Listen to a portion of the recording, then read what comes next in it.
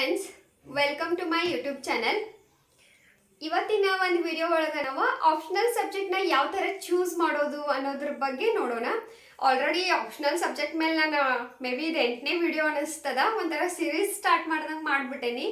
Like ಒಂದಷ್ಟು optional subject ಬಗ್ಗೆ advantages disadvantages separate ಆಗಿ ಹೇಳಲಿಕ್ಕತ್ತೀನಿ, ಡಿಸ್ಕಷನ್ ಮಾಡ್ಲಿಕ್ಕತ್ತೀನಿ. ಸೊ ದಟ್ ಆಸ್ಪಿರೆನ್ಸ್ಗೆ ಈಸಿ ಆಗಲಿ ಆ್ಯಂಡ್ ಯಾವುದೇ ಕನ್ಫ್ಯೂಷನ್ ಆಗಬಾರ್ದು ಅಂತ ಹೇಳಿ.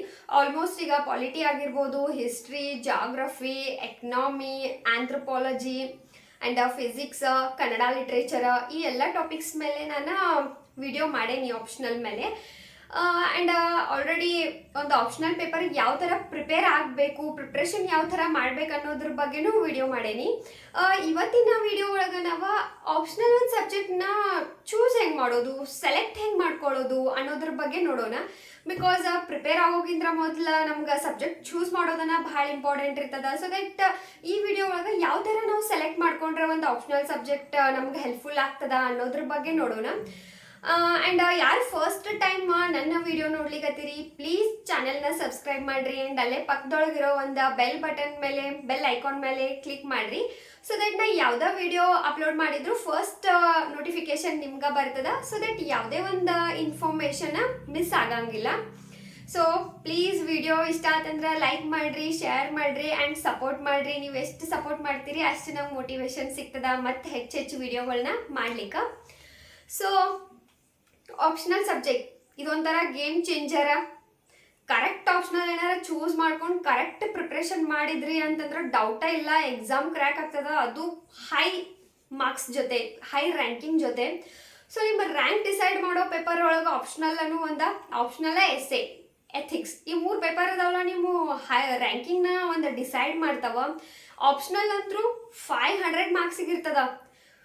ಅದು ನಿಮ್ಮ ಒಂದು ಇಷ್ಟಪಟ್ಟಿದ್ದ ಸಬ್ಜೆಕ್ಟ್. ಈಗ GS 1, 2, 3 ಎಲ್ಲ ಹೆಂಗೆ ನಿಮ್ಗೆ ಇಷ್ಟ ಇಲ್ಲ ಅಂದ್ರೂ ಓದ್ಬೇಕು. ಬಟ್ ಆಪ್ಷನಲ್ ನಿಮ್ಮ ಫೇವ್ರೇಟ್ ಸಬ್ಜೆಕ್ಟ್, ನಿಮಗೆ ಕಂಫರ್ಟೇಬಲ್ ಆಗೋ ಇರೋ ಒಂದು ಸಬ್ಜೆಕ್ಟ್ ಆ್ಯಂಡ್ ಸ್ಟ್ಯಾಟಿಕ್ ಪೋರ್ಷನ್ ಇರ್ತದ.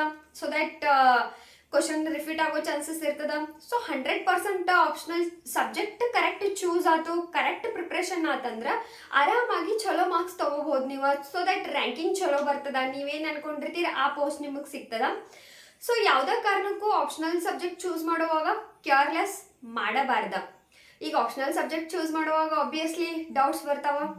ಸ್ಕೋರಿಂಗ್ ಸಬ್ಜೆಕ್ಟ್ ಯಾವುದದ, ಟ್ರೆಂಡ್ ಒಳಗೆ ಯಾವ ಸಬ್ಜೆಕ್ಟ್ ಅದ, ಪಾಪ್ಯುಲರ್ ಯಾವ ಸಬ್ಜೆಕ್ಟ್ ಅದ, ಯಾವ ಸಬ್ಜೆಕ್ಟ್ನ ಜಾಸ್ತಿ ಜನ ತೊಗೊಳ್ಲಿಕ್ಕತ್ತಾರ, ಆ್ಯಂಡ್ ನನಗೆ ಯಾವ್ದು ಸೂಟ್ ಆಗ್ತದ, ಆ್ಯಂಡ್ ಬುಕ್ಸ್ ಯಾವ್ಯಾವ್ದಕ್ಕೆ ಅವೈಲೇಬಲ್ ಅದ. ಈ ಥರ ಭಾಳಷ್ಟು ಒಂದು ಕನ್ಫ್ಯೂಷನ್ ಆಬ್ವಿಯಸ್ಲಿ ಆಗೇ ಆಗ್ತದ. ಬಟ್ ಬ್ಯಾಕ್ಗ್ರೌಂಡನ್ನ ಒಂದಷ್ಟು ಜನ ಸಜೆಷನ್ ಮಾಡ್ತಾರೆ, ಲೈಕ್ ಬ್ಯಾಕ್ಗ್ರೌಂಡ್ ಒಳಗೆ ಇರೋವಂಥ ಸಬ್ಜೆಕ್ಟನ್ನು ತೊಗೊಳ್ರಿ ಅಂತ. ಬಟ್ ಯಾವಾಗ ಬ್ಯಾಕ್ಗ್ರೌಂಡ್ ಒಳಗಿರೋ ಸಬ್ಜೆಕ್ಟ್ ತೊಗೋಬೇಕಂತಂದ್ರೆ ಅದ್ರ ಮೇಲೆ ನಿಮಗೆ ಇಂಟ್ರೆಸ್ಟ್ ಇರ್ಬೇಕು. ಅವಾಗಷ್ಟು ಬ್ಯಾಕ್ಗ್ರೌಂಡ್ ಇರೋ ಒಂದು ಸಬ್ಜೆಕ್ಟ್ ನಿಮ್ಗೆ ಹೆಲ್ಪ್ಫುಲ್ ಆಗ್ತದೆ. ಈಗ ಫಾರ್ ಎಕ್ಸಾಂಪಲ್ ಹೇಳೋದಂತಂದ್ರೆ, ನೀವು ಗ್ರ್ಯಾಜುಯೇಷನ್ BCom ಮಾಡಿರ್ತೀರಿ. ಬಟ್ BCom ಇದೊಂದು ಪೂರಾ ಪ್ರೊಸೆಸ್ 3 ವರ್ಷದೊಂದು ಫೇಸ್ ಒಳಗೆ ನಿಮ್ಗೆ ಎಕನಾಮಿ ಅಂತಂದ್ರೆ ಇಷ್ಟನೇ ಆಗಿರಂಗಿಲ್ಲ. ಎಕನಾಮಿಕ್ ಸಬ್ಜೆಕ್ಟ್ ನಿಮ್ಗೆ ಇಷ್ಟ ಇರಂಗಿಲ್ಲ, ಇಂಟ್ರೆಸ್ಟೇ ಇರಂಗಿಲ್ಲ. ಬಟ್ ಈಗ UPSC ಆಪ್ಷನಲ್ ಚೂಸ್ ಮಾಡುವಾಗ ನೀವೇನು ಡಿಸಿಷನ್ ತಗೋದ್ರಿ? ನಂದು ಗ್ರ್ಯಾಜುಯೇಷನ್ ಟೈಮ್ ಒಳಗೆ ನಂದು ಎಕನಾಮಿಕ್ಸ್ನ ಸ್ಟಡಿ ಮಾಡೀನಿ ಆ್ಯಂಡ್ ನನ್ನ ಬ್ಯಾಕ್ಗ್ರೌಂಡ್ ಎಕನಾಮಿ ಅದ ಅಂತ ಹೇಳಿ ಡೈರೆಕ್ಟ್ ಹಿಂದೆ ಮುನ್ನ ನೋಡಿದೆ ನೀವು ಎಕನಾಮಿಕ್ ಚೂಸ್ ಮಾಡ್ಕೊಂಡ್ರಿ ಅಂತಂದ್ರೆ ಅವಾಗ ನಿಮ್ದು ಅದ್ರ ಮೇಲೆ ಇಂಟ್ರೆಸ್ಟ್ ಇರೋಂಗಿಲ್ಲ. ಸೊ ದಟ್ ಅಲ್ಲಿ ನಿಮ್ಮ ಪ್ರಿಪ್ರೇಷನ್ ಚಲೋ ಆಗಂಗಿಲ್ಲ, ಕಡಿಮೆ ಮಾರ್ಕ್ಸ್ ಬರ್ತಾವ. ಈ ಥರ ತಪ್ಪು ಮಾಡಬಾರ್ದು. ಅದ ಬ್ಯಾಕ್ಗ್ರೌಂಡ್ ಸಬ್ಜೆಕ್ಟ್ ಯಾವಾಗ ಚೂಸ್ ಮಾಡ್ಕೋಬೇಕಂದ್ರೆ ಆ ಒಂದು ಸಬ್ಜೆಕ್ಟ್ ಮೇಲೆ ನಿಮಗೆ ಇಂಟ್ರೆಸ್ಟ್ ಇರಬೇಕು. ಈಗ BCom ಟೈಮ್ ಒಳಗೆ ನಿಮಗೆ ಎಕನಾಮಿ ಫೇವ್ರೇಟ್ ಇರ್ತದ, ನಿಮಗೆ ಅರ್ಥ ಆಗ್ತಿರ್ತದ, ನಿಮಗೆ ಇಂಟ್ರೆಸ್ಟಿಂಗ್ ಅನಿಸ್ತದ. ಆ ಟೈಮ್ ಒಳಗೆ ಹೋಗಿ ನೀವು UPSC ಒಳಗೂ ಎಕನಾಮಿ ಚೂಸ್ ಮಾಡ್ಕೊಂಡ್ರಿ ಅಂದ್ರೆ ನಿಮಗೆ ಅದು ಭಾಳ ಬೆನಿಫಿಟ್ ಆಗ್ತದ. ಬಿಕಾಸ್ 3 ಅವರ್ಸ್ ಚಂದ ನಮಗೆ ಪ್ರಿಪೇರ್ ಆಗಿರ್ತೀರಿ, ನಿಮ್ಗೆ ಇಂಟ್ರೆಸ್ಟ್ ಅದ್ರ ಮೇಲೆ ಇರ್ತದ, ಬೇಸಿಕ್ಕು ಕವರ್ ಆಗಿರ್ತದ. ಅಂಥ ಟೈಮ್ ಒಳಗೆ ಅಷ್ಟೇ ಬ್ಯಾಕ್ಗ್ರೌಂಡ್ ಸಬ್ಜೆಕ್ಟ್ ಏನಿರ್ತಾವಲ್ಲ 100% ವರ್ಕ್ ಆಗೋದು. ಎಲ್ಲ ಟೈಮ್ ಒಳಗೂ ಅಲ್ಲ. ಬಟ್ ಇಲ್ಲೂ ಒಂದಷ್ಟು ಸಬ್ಜೆಕ್ಟ್ ಹೊರತಾಗ್ತದೆ. ಲೈಕ್ ಫಿಸಿಕ್ಸ್, ಕೆಮಿಸ್ಟ್ರಿ ಇಂಥ ಸಬ್ಜೆಕ್ಟ್ ಎಲ್ಲ ಹೆಂಗಂದ್ರೆ ಅದಕ್ಕೆ ಬ್ಯಾಕ್ಗ್ರೌಂಡ್ ಇರಬೇಕಾಗ್ತದ. ಟೆಕ್ನಿಕಲ್ ಸಬ್ಜೆಕ್ಟ್ ಏನೇನದಾವಲ್ಲ ಅದಕ್ಕೆ ಬ್ಯಾಕ್ಗ್ರೌಂಡ್ ಇಲ್ಲ ಅಂತಂದ್ರೆ ನಡೆಯಂಗಿಲ್ಲ. ಈಗ ಬಿಕಾಸ್ ಈಗ BA ಸ್ಟೂಡೆಂಟ್ಸ್, BCom ಸ್ಟೂಡೆಂಟ್ಸ್ ಹೋಗಿ ಸಿವಿಲ್ ಇಂಜಿನಿಯರಿಂಗ್ ಆಪ್ಷನಲ್ ಮಾಡ್ತೀನಿ ಅಥವಾ ಎಲೆಕ್ಟ್ರಾನಿಕ್ ಆಪ್ಷನಲ್ ಮಾಡ್ತೀನಿ ಅಂದ್ರೆ ಪಾಸಿಬಲ್ ಇಲ್ಲ. ಅದು ಭಾಳನ ಡಿಫಿಕಲ್ಟ್ ಅಲ್ಲ, ಹೆವಿ ಡಿಫಿಕಲ್ಟ್ ಆಗ್ತದ. ಆ ಥರನೂ ಚೂಸ್ ಮಾಡಬಾರ್ದು. ಬಟ್ ಬ್ಯಾಕ್ಗ್ರೌಂಡ್ ಮೇಲೆ ನೀವು ಥಿಂಕ್ ಮಾಡ್ಕೋಬೇಕು. ಆ ಸಬ್ಜೆಕ್ಟ್ ಮೇಲೆ ನಿಮ್ದು ಇಂಟ್ರೆಸ್ಟ್ ಇತ್ತು, ಓಕೆ ನನಗದು ಅರ್ಥ ಆಗ್ತದೆ, ನನ್ನ ಫೇವ್ರೇಟ್ ಅದ ಅಂದಾಗ ನೀವು ಕಣ್ಮುಚ್ಚಿ ಆ ಸಬ್ಜೆಕ್ಟ್ ತೊಗೋಬೇಕು.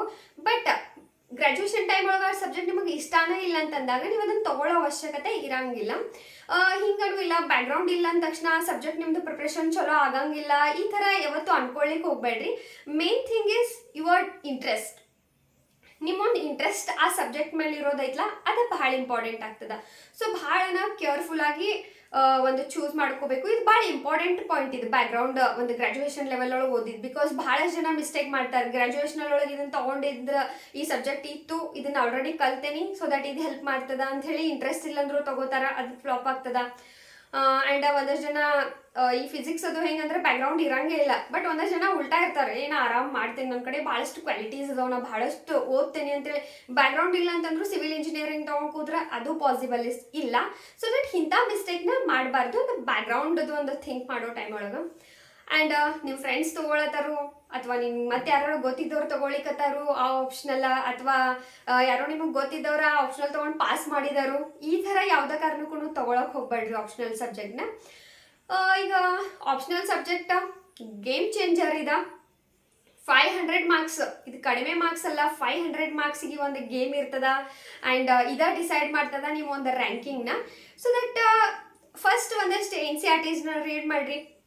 However, NCERT's preparation is important. NCERT's reading is must for UPSC preparation. So that ಒಂದು ಆಪ್ಷನಲ್ಗಿಂತ ಮೊದಲು 1 ಮಂತ್ ಎಲ್ಲಾನು ಓದ್ಬೇಡ್ರಿ. ಓಕೆ, ನೀವು ಮತ್ತೆ ಎಲ್ಲ 35 ಬುಕ್ಸ್ ಎಲ್ಲ ಓದ್ಕೊಂತ ಕೂತ್ರಿ ಅಂದ್ರೆ ಮತ್ತೆ 3-4 ಮಂತ್ಸ್ ಹೋಗ್ತದ. ಆಪ್ಷನಲ್ ಇನ್ನು ಅಲ್ಲಿವರೆಗೂ ಸೆಟ್ ಆಗಿಲ್ಲ ಅಂದ್ರೆ ಅದು ಪ್ರಾಬ್ಲಮ್. ಸೊ ಯಾವ್ದಾರ ಒಂದು ಸ್ಟ್ಯಾಂಡರ್ಡ್ 8th ಸ್ಟ್ಯಾಂಡರ್ಡ್ದ ಜಾಗ್ರಫಿ, ಎಕನಾಮಿ, ಪಾಲಿಟಿ ಒಂದು 4-5 ಬುಕ್ಸ್ ಏನಿರ್ತಾವಲ್ಲ ಎಲ್ಲ ರೀಡ್ ಮಾಡಿಬಿಡ್ರಿ. ಆವಾಗ ನಿಮ್ಮ ಒಂದು ಇಂಟ್ರೆಸ್ಟ್ ಯಾವ ಸಬ್ಜೆಕ್ಟ್ ಮೇಲೆ ಬರ್ತದ ಥಿಂಕ್ ಮಾಡ್ರಿ. ಯಾವ್ದಾರ ನಿಮ್ಗೆ ಅದ್ರೊಳಗೆ ಇಷ್ಟ ಆತೇನಾ, ಅಥವಾ ನಿಮಗೆ ಅದನ್ನ 2 ವರ್ಷ ಗಂಟ್ಲೆ ಓದೋ ಕೆಪಾಸಿಟಿ ಐತೇನಾ, ನಿಮಗದು ಅರ್ಥ ಆಗತ್ತೈತೇನಾ, ಹಿಂಗೆ ಅನ್ಸಿತ್ತಂದ್ರೆ ಅವಾಗ ನಿಮಗೊಂದು ಗೊತ್ತಾಗ್ತದ, ಒಂದು ಜಜ್ಮೆಂಟ್ ಗೊತ್ತಾಗ್ತದ. ಸೊ ದಟ್ ನೀವು ಆ ಥರ ಸಬ್ಜೆಕ್ಟ್ನ ಚೂಸ್ ಮಾಡ್ಕೋಬಹುದು. ಬಟ್ ಈ ಒಂದು ಆಪ್ಷನಲ್ ಚೂಸ್ ಮಾಡುವಾಗ ನಿಮ್ಮೊಂದು ಇಂಟ್ರೆಸ್ಟ್ ಆ ಸಬ್ಜೆಕ್ಟ್ ಮೇಲೆ ಇರೋದು ಒಂದೇ ಇಂಪಾರ್ಟೆಂಟ್ ಭಾಳ ಆಗ್ತದ compare to other. Like syllabus ಸಣ್ಣದದ, ಅದು ಓವರ್ಲ್ಯಾಪಿಂಗ್ ಹೆಚ್ಚಾಗತ್ತದ ಅಂತ ಹೇಳಿ ನಿಮ್ಗೆ ಅದು ಇಷ್ಟ ಇಲ್ಲ ಅಂದ್ರೂ ತಗೊಳ್ಳೋದು, ಈ ಥರ ಮಾಡೋದ್ರಿಂದ ಭಾಳ ಕಡಿಮೆ ಜನ ಕ್ಲಿಕ್ ಆಗೋರು. ಎಲ್ಲರೂ ಕ್ಲಿಕ್ ಆಗಂಗಿಲ್ಲ. ಬಿಕಾಸ್ ಒಂದೇ ಜನ ಹೆಂಗಿರ್ತಾರಂದ್ರೆ ಒಂಥರ ಫುಲ್ ಹಾರ್ಡ್ ವರ್ಕ್ ಮಾಡ್ತಿರ್ತಾರೆ ಅವರು. 24 ತಾಸೊಳಗೆ ಒಂದೊಂದು ಜನ 12-13 ತಾಸನ್ನು ಓದ್ತಿರ್ತಾರೆ. ಅಂಥವ್ರಿಗೆ ಯಾವ ಥರ ಮಾಡ್ರೂ ನಡೀತದ. ಬಟ್ ಎಲ್ಲರೂ ಸೇಮನ ಇರಂಗಿಲ್ಲ. ಸೊ ಅಕಾರ್ಡಿಂಗ್ ಟು ಪರ್ಸನ್ ಅವರು ಒಂದೊಂದು ಡಿಸಿಷನ್ನ ತಗೋಬೇಕಾಗ್ತದ. ಆ್ಯಂಡ್ ಆಪ್ಷನಲ್ ಸಬ್ಜೆಕ್ಟ್ ಒಂದು ಕೇರ್ಫುಲ್ ಆಗಿ ಆ್ಯಂಡ್ ಭಾಳ ಇಂಪಾರ್ಟೆಂಟ್ ಅಂದಾಗ ಥಿಂಕ್ ಮಾಡೋದು ಇಂಪಾರ್ಟೆಂಟ್ ಇರ್ತದ. ತೊಗೊಳ್ರಿ, ಒಂದು 10-15 ದಿನ ಬಿಟ್ಟು 20 ದಿನ ತೊಗೊಳ್ರಿ ಚೂಸ್ ಮಾಡೋಗಿನ್ನ ಮೊದಲ.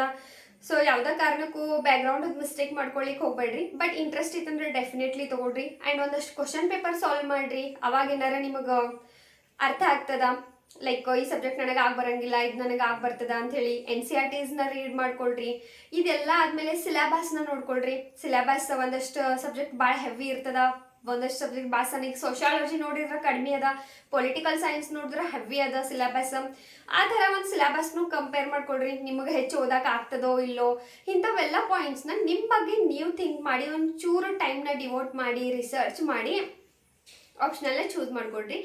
And one more thing, optional ಮೇಲೆ ನಾವು ಒಂಥರ ಸೀರೀಸನ್ನು ಸ್ಟಾರ್ಟ್ ಮಾಡಿಬಿಟ್ಟೇನಿ. ಎಲ್ಲ ಆಪ್ಷನಲ್ ರಿಲೇಟೆಡೂ ನಾನು ಆ ಒಂದು ಸಬ್ಜೆಕ್ಟ್ ಪರ್ಟಿಕ್ಯುಲರ್ ಅದರದೊಂದು ಅಡ್ವಾಂಟೇಜಸ್ ಡಿಸ್ಅಡ್ವಾಂಟೇಜಸ್ ಹೇಳತೀನಿ. ಸೊ ದಟ್ ಎಂಡಿಗೆ ನಿಮಗೆ ಆ ಸಬ್ಜೆಕ್ಟ್ ಚೂಸ್ ಇಷ್ಟ ಆಗ್ತದೋ ಹೊಂತದೋ ಇಲ್ಲೋ ಅನ್ನೋದು ನಿಮಗೆ ಗೊತ್ತಾಗ್ತದ.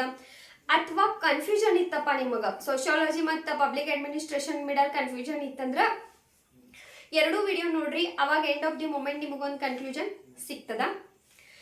ಸೊ ಈ ಥರ ಆಪ್ಷನಲ್ ಸಬ್ಜೆಕ್ಟ್ ಭಾಳ ಇಂಪಾರ್ಟೆಂಟ್ ಅದ.